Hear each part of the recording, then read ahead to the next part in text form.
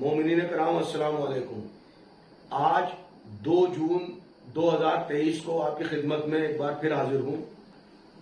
एक खुशखबरी तो आपको ये देनी है कि नईम फातिमा काज़मी ने डबल बेंच हाई कोर्ट में एक LPA 474/2023 फाइल किया था, जो 30 तारीख को हाई कोर्ट की ऑनरेबल हाई कोर्ट की डबल बेंच ने उसको न सिर्फ विड्रॉ डिसमिस किया बल्कि डिसमिस कर दिया, और ये कहते हुए कि अगरचे ये LPA दोबारा आई तो हम इसको जुर्माने के साथ डिसमिस करेंगे। और ये जो इन्होंने LPA फाइल किया था वो 123 प्रॉपर्टी के रिगार्डिंग था, जिसमें ये अंजुमन हैदरी मुतवल्ली बनकर कोर्ट में पेश हुए थे। बहरहाल तो वो LPA 474/2023 ऑनरेबल हाई कोर्ट की डबल बेंच से डिसमिस कर दी गई है। और ये मैं अपने तमाम साथियों को खुशखबरी देना चाहता हूं ताकि उन तक ये बात पहुंच जाए। और अगर जो भी इस LPA 474/2023 को देखना चाहता है तो ये कंप्यूटर पर अपलोड है। तो अब आता हूं मैं अपने आज के मौजू पर। मौजू ये है 2/6/2023 बरोज जुमा। आज मेरे मोबाइल में एक मैसेज आता है कि खुद साख्ता आफ्ताब शरीयत एहतिजाज की जगह बदल रहे हैं। तो मैं ये पूछना चाहता हूं, जैसे हमें पहले इत्तला मिली थी कि आप दरगाह शाह मर्दम में एहतिजाज कर रहे हैं, उसके बाद आपने जगह तब्दील की कि हम जंतर मंतर पर धरना करने जा रहे हैं, एहतिजाज करने जा रहे हैं, और आज बरोज जुमा यानी कि एहतिजाज से एक दिन कबल 2 दिन कबल आपने एक तीसरी जगह उसके लिए चुनी है कि अब आप JDU ऑफिस दिल्ली में एहतिजाज करने जा रहे हैं। तो मौलाना, मैं ये समझने से कासिर हूं, आपको जगह नहीं मिल रही है एहतिजाज करने की या परमिशन नहीं मिल रही है? आखिर आप कौम को क्यों बेवकूफ बना रहे हैं? और आज जो मुझे लेटर मिला, जो मैंने अभी व्हाट्सएप देखा है, उसमें एक हैरत अंगेज बात ये हुई है कि खुद आफ्ताब शरीयत, खुद साख्ता आफ्ताब शरीयत अपने आप एक लेटर लिखते और खुद को ही उसमें एड्रेस भी कर रहे हैं कि मैं आफ्ताब शरीयत। पहले तो लोग कहते थे आफ्ताब शरीयत, आज खुद आफ्ताब शरीयत उसमें ये अपने आप को ही एड्रेस कर रहे हैं कि मैं आफ्ताब शरीयत हूं। बहरहाल ये इनका अपना जाती मसला है। तो मैं ये पूछना चाहता हूं कि आपको दिल्ली पुलिस दरगाह शाह मर्दम में फॉलो करे, जंतर मंतर पर फॉलो करे, या JDU ऑफिस में फॉलो करे? कम से कम इतना तो बता दीजिए। या जो मोमिनीन आपके इस एहतिजाज में शिरकत के लिए आ रहे हैं, जिनको इमाम जमाना का मानने वाला माना जाएगा, आप सर्टिफिकेट बांटेंगे, वो कहां पर तशरीफ लाएं? तो बराए करम आप ये जरूर क्लियर कर दें कि ये जो प्रोटेस्ट है इसकी असल जगह क्या है, इसका असल टाइमिंग क्या है, इसका असल मकसद क्या है। खैर, जहां तक मकसद की बात है वो हम बयान करते हैं।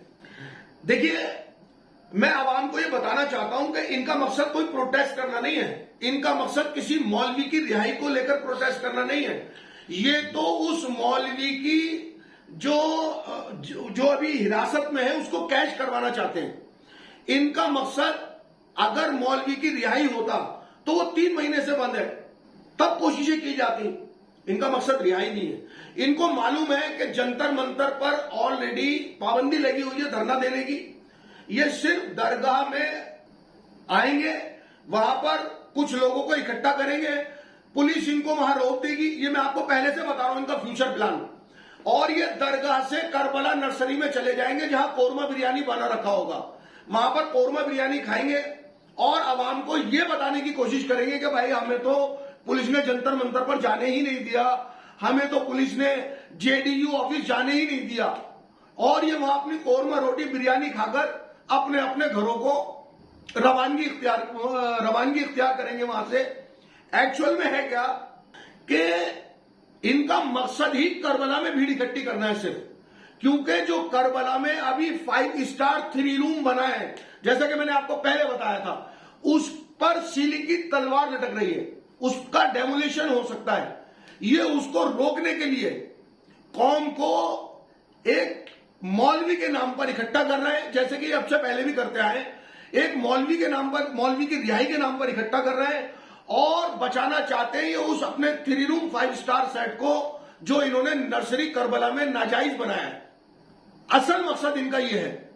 مولانا، میں ایک میسج یہاں ضرور دینا چاہتا ہوں کہ میں نے ابھی اپنے ایک بزرگ سے معلوم کیا کہ یار یہ اتنے بڑے عالم اور رہنما ہیں ہمارے، آخر یہ ایسے ڈیسیژن کیوں لیتے ہیں جن کا نہ سر ہوتا ہے نہ پیر ہوتا ہے؟ تو انہوں نے مجھے بتایا کہ سرفراز میاں یہ بہادر کے دلدل ہیں۔ بہادر جہاں چاہتا ہے ان کے اوپر زری رکھتا ہے اور ان کو لے جاتا ہے، جو چاہتا ہے وہ کروا لیتا ہے ان سے، جو چاہتا ہے وہ کہلوا لیتا ہے۔ بہرحال آپ کے بارے میں تو ہماری سمجھ میں آ گیا کہ آپ کیسے یوز ہوتے ہیں اور آپ کے اندر کیا کیپیسٹی ہے سمجھداری کی، لیکن مجھے حیرت آپ کے مرشدوں پر ہوتی ہے۔